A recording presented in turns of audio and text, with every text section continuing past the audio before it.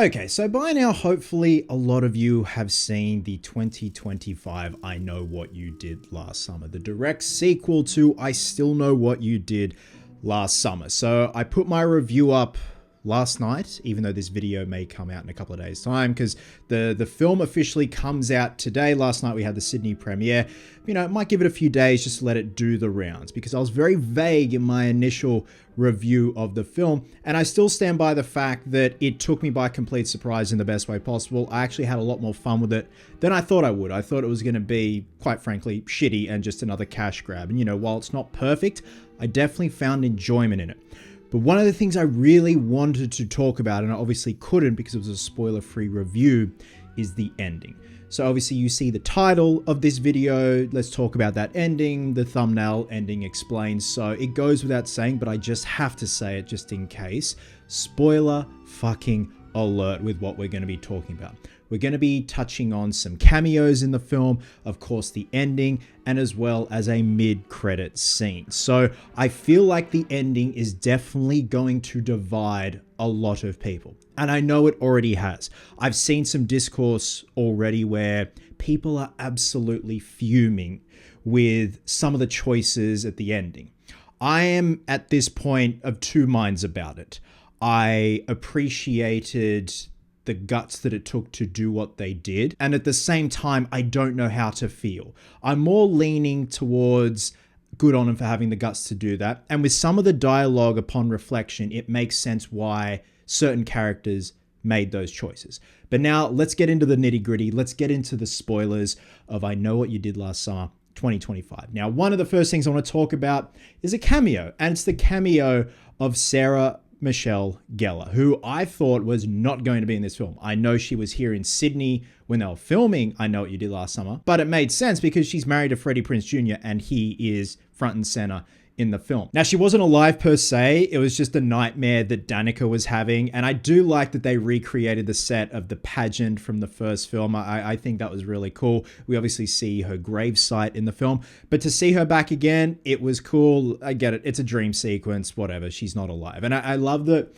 the director initially approached Sarah Michelle Gellar and was like, let's try and sort this out to bring you back properly. And good on Sarah Michelle Gellar. She's like, no, you saw me on ice as a corpse. I'm dead. I'm Sarah Michelle Deader or something like that. And I'm like, okay, cool, fair enough. But the fact that it was a dream sequence and it wasn't like she's alive, she's been in hiding for the longest time, I like that they actually committed to the bit of doing just a dream or a nightmare. Now, in the climax of the film, this is where things really take a turn and audiences definitely will get divided. So we find out that the fishermen or fishermen's are indeed Stevie and Ray.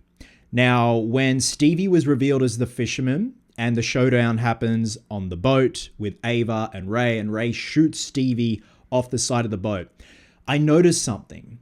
Freddie Prinze Jr.'s acting shifted and it turned a bit shitty. And I said in my review, my initial review, I think Freddie Prinze Jr. and Jennifer Love Hewitt somewhat leveled up with their performances in this film. They delivered some decent performances. But that particular scene on the boat between Stevie, Ray, and Ava, Freddie Prinze Jr. changed his acting and it was quite shit. And it took me out of the film. I'm like, whoa, hang on, dude, what happened here? And in the back of my mind, I'm like, imagine if they're in cahoots and he's just playing along and playing dumb and shoots her in, say, the shoulder off the boat. So he wounds her, but he doesn't kill her. Then when they wrap things up on the boat, Ava and Ray go back to Ray's bar. They're having a debrief, a decompress, and kind of just figuring out what the fuck has just happened. Ray then takes his jacket off and says to Ava, do you need a jacket or something? And Ava says, no, I'm all good. She then notices a bandage on his arm. And again, in the back of my mind, a few minutes earlier, when the scene on the boat was wrapping up, I thought, that intrusive thought, holy shit, like imagine if Ray was like the killer, like, or one of the killers. Like, fuck, they wouldn't do that. And then she notices his arm bandaged up where she had sliced the fisherman in one of her earlier interactions with the fisherman where she got away, sliced him on the arm. And holy shit, then Ray comes out wielding a hook. And I thought, they fucking did it. They actually did it. And this is where it's going to piss a lot of people off. Again, I'm of two minds of this situation, of this writing choice. And I think why I'm leaning more into, I understand why they did it.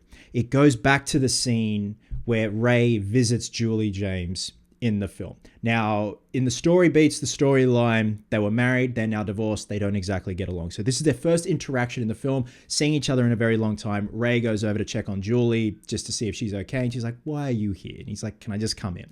Now, Julie's written as a character that learns to cope with her trauma. She's moved on. She knows her coping mechanisms. She has the tools at the ready to deal with her trauma of the events that happened in 97 and 98 with the previous two films. Whereas Ray seemingly hasn't really left that bubble in the 90s and is still living in amongst that trauma. Julie obviously has left Southport. Ray is still in Southport in amongst all, I think, the internal chaos that goes on inside his head and not moving forward and not coping. And we'd see the town of Southport has seemingly forgotten about the events and trying to, I guess you could say, sweep it under the rug. Now, there's a dialogue exchange between Julie and Ray when they're visiting each other, or when Ray is visiting Julie.